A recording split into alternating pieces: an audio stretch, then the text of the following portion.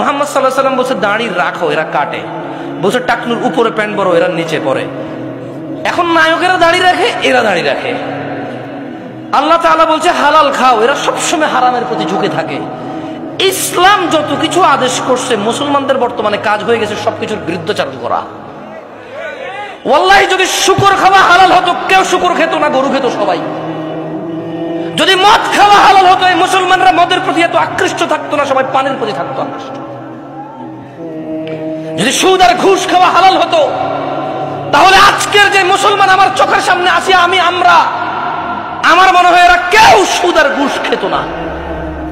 ওয়াল্লাহি যদি নামাজ পড়লে পাপ হতো, তো ফজরে তুমি মসজিদে জায়গা দিতে পারতা না। গান শুনলে পাপ হয়, কনসার্টে জায়গা হয় না। গান শুনলে পাপ হয়, কনসার্টে জায়গা হয় না। সিনেমা দেখলে পাপ হয়, ইন্টারনেটে মিলিয়ন বিলিয়ন্স ভিউ হয় ওইটার। বাবা মায়ের সাথে বেয়াদবি করলে পাপ হয়, কোন সন্তান তার বাপ মায়ের কথা শোনে না। একটা সামান্য মেম্বার, ইউনিয়ন মেম্বার, ও বেটা এখন 2 লাখ টাকা খরচ করলে হওয়া যায়। কি আগের যুগ আছে সম্মান হতো? আমি রাজনীতি বক্তব্য দিচ্ছি না, ফ্যাক্ট বলতেছি, নিজের উপরে নিয়েন না কেউ। আমি রাজনীতি বুঝি কম, তাই বলি না। আমার শত্রু বানায় শুধু শুধু নিজের শত্রু বাড়ায়েন না। আমি নিরীহ মানুষ, মনে আপনার কষ্ট যাবে শুধু, বাস।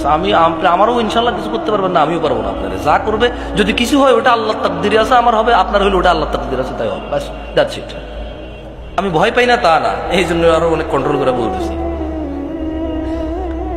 তো এই জন্য দেখবেন বাবা মায়ের অবহেলা। ওর যদি খালি ইউনিয়ন চেয়ারম্যানে বলে, ওকে বলিস তো একটু দেখা করতে, ও লুঙ্গি কোনটা পড়বে এই টেনশনে পড়ে যাবে, যাইতে হবে রে।